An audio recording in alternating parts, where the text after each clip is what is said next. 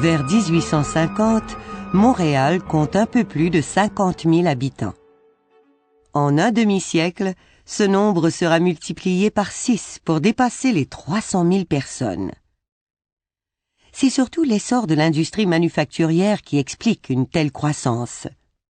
Dès le milieu du 19e siècle, on voit surgir des usines un peu partout en ville, surtout le long du canal de la Chine. Elles produisent des chaussures, des vêtements et d'autres biens de consommation, mais aussi des outils, des locomotives et divers biens durables. Leurs produits sont vendus dans un marché canadien en pleine croissance. L'industrialisation entraîne l'essor des transports, du commerce et des services.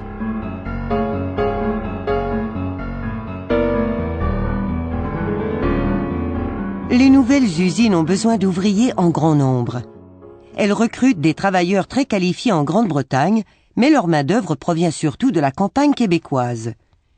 Les salaires sont souvent très bas, de sorte que les conditions de vie sont difficiles et les ouvriers vivent dans des logements de mauvaise qualité. Quel contraste il y a entre la petite maison ouvrière et les élégantes villas des grands patrons.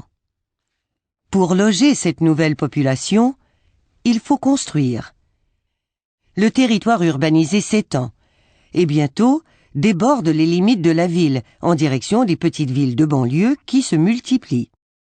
Il faut aussi organiser des services publics, car les solutions individuelles ou l'entraide traditionnelle ne suffisent plus.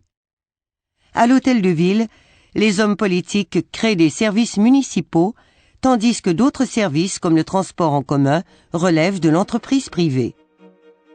Les organisations religieuses sont aussi appelées à jouer un rôle accru dans les services sociaux et hospitaliers.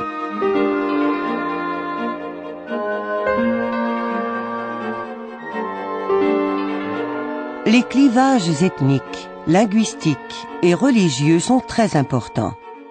Et chaque groupe met sur pied ses propres institutions.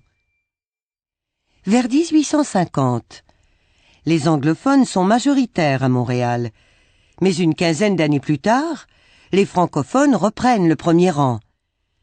Une nouvelle classe d'hommes d'affaires francophones commence à faire sa marque, même si l'économie reste dominée par les grands entrepreneurs de langue anglaise. Les divergences entre les groupes s'expriment aussi dans l'arène politique municipale, où les populistes s'opposent aux réformistes. Mais malgré les tensions occasionnelles, tous s'accordent pour vouloir faire de Montréal une grande ville dynamique, la métropole du Canada.